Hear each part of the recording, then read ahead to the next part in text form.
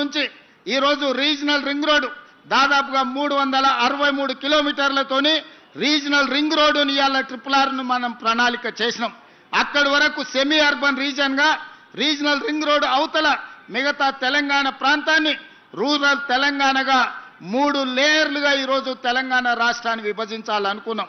రాబోయే 100 రోజుల్లో core urban రీజన్కి సంబంధించిన ప్రణాళికలు సిద్ధమవుతున్నాయి. ఆ ప్రణాళికలలో భాగంగా ఈరోజు ఢిల్లీ దేశ రాజధాని, పార్లమెంట్ అక్కడే ఉంది, ప్రధానమంత్రి గారు అక్కడే ఉన్నారు, కేంద్ర మంత్రులంతా అక్కడనే ఉంటారు. కానీ కాలుష్యం పెరిగిపోయి అక్కడ పాఠశాలలకు సెలవులు, పార్లమెంటుకు సెలవులు, ప్రజలు రోడ్ల మీదకి రావడానికి సెలవులు, ఈరోజు ఢిల్లీ నగరంలో నివసించలేని పరిస్థితి వచ్చింది. దీనికి ప్రధానమైన కారణం ఇంత పెద్ద దేశంలో దేశ రాజధానిలో ప్రజలు నివసించలేని పరిస్థితి వచ్చింది అనంటే ఆనాటి పాలకులు ఢిల్లీ నగరంలో సరైన ప్రణాళికలు రచించకపోవడం వల్ల ఈరోజు విపరీతమైన కాలుష్యం వల్ల ఢిల్లీ నగరంలో నివసించలేని పరిస్థితి. చెన్నైలో వర్షాలు వస్తే లేదా ట్రాఫిక్ సంగతి మీరు చూశారు, చెన్నై వర్షానికి అతలాకుతలం అయిపోతుంది. బెంగళూరు నగరం ఈరోజు ట్రాఫిక్లో చిక్కుకొని ఎయిర్పోర్ట్కు పోవాలంటే నగరంలో నుంచి 6 గంటల ముందు బయలుదేరాల్సిన పరిస్థితి వచ్చింది. మరి ఇవాళ మిత్రులారా, జంట నగరాలలో ఉండే యువకులారా, మీరు ఆలోచన చేయండి. మనం ముంబై నుంచి, చెన్నై నుంచి, ఢిల్లీ నుంచి నేర్చుకోవాల్సిన అవసరం ఉన్నదా లేదా? అక్కడ వస్తున్న అవాంతరాలు, ఉపద్రవాన్ని దృష్టిలో పెట్టుకొని మన నగరానికి ప్రణాళికలు సిద్ధం చేసుకోవాల్సిన అవసరం ఉందా లేదా? ఇంకా రాజకీయాల ముసుగులో ప్రభుత్వం చేసే కార్యక్రమాలను అడ్డుకునే వాళ్ళను క్షమించుకుంటూ పోదామా? మీరు ఒక్కసారి ఆలోచన చేయండి. ప్రజలకు తీర్పు ఇచ్చిండ్రు.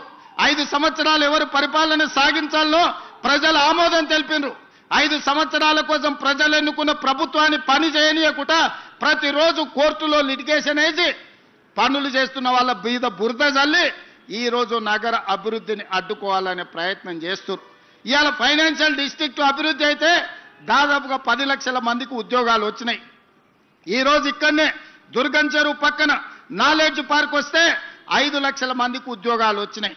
అందుకే ఈరోజు గచ్చిబౌలి స్టేడియం పక్కన ఒక 400 ఎకరాలలో అభివృద్ధి చేస్తే ఇంకొక 5 లక్షల మందికి ఉద్యోగాలు కల్పించాలి, 1,00,000 కోట్లు పెట్టుబడులు తీసుకురావాలని విదేశీ పర్యటనలు చేసి అమెరికా, జపాన్, సౌత్ కొరియా లాంటి, సింగపూర్ లాంటి దేశాలలో పర్యటన చేసి దాదాపుగా 2,25,000 కోట్ల రూపాయలు పెట్టుబడులను ఆకర్షించి ఇవాళ సంస్థల్ని ప్రారంభించడానికి ప్రయత్నం చేస్తే ఈ రోజు పానకంలో పుడకలాక దాన్ని అడ్డుకున్నారు. ఇది తాత్కాలికమే. ఆ భూమి 2002-03లో ఎవరికో ప్రైవేటు వ్యక్తులకు కేటాయిస్తే 2024లో సుప్రీంకోర్టు వరకు వెళ్ళి కొట్లాడి 20 సంవత్సరాల పోరాటం తర్వాత ఆ భూమిని వెనక్కి రాష్ట్ర ప్రభుత్వానికి తీసుకొచ్చినాం. ఈరోజు ఎవరో కొందరు అవాంతరాలు, అడ్డంకులు కల్పించినంత మాత్రాన ప్రభుత్వం వెనక్కి తగ్గదు. చట్ట సభలలోనే కాదు, న్యాయస్థానాలలో న్యాయం కోసం కొట్లాడి ఆ స్థలాన్ని మళ్ళీ వెనక్కి తీసుకొచ్చి పెద్ద ఎత్తున ఐటీ కంపెనీలను అక్కడ ప్రారంభించడమే కాదు, లక్షలాది ఉద్యోగాలను కల్పించే ప్రయత్నము మన ప్రభుత్వం చేస్తుంది. ఇదే కాదు, ఇవాళ జంట నగరాలలో ఉన్న కాలుష్యాన్ని మనం తగ్గించుకోవాలి. ఇవాళ కాలుష్యమే యమపాశమై మన ప్రాణాలు తీసుకుంటుంది. ఇవాళ చాలామంది మీరు చూస్తున్నారు నగరంలో కాలుష్యం ఎట్లా పెరుక్కుంటూ పోతుందో.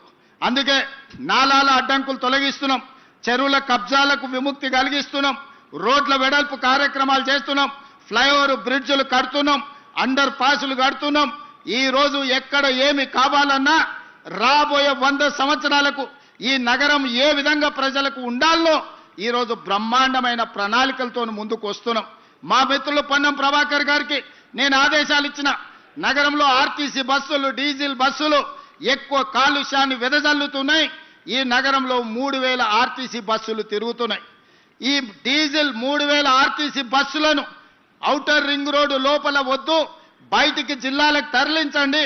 ఈ నగరంలో మొత్తం 3,000 ఎలక్ట్రిక్ వెహికల్స్, ఎలక్ట్రిక్ ఆర్టీసీ బస్సులను మీకు ఇస్తామని చెప్పి కేంద్ర ప్రభుత్వంతో మాట్లాడి రాబోయే సంవత్సరం లోపల నగరంలో మొత్తం డీజిల్ బస్సులను నగరం అవతలికి తరలించడమే కాదు, 3,000 ఎలక్ట్రిక్ బస్సులను నగరానికి అందించి కాలుష్యాన్ని తగ్గించే ప్రయత్నం చేస్తాం.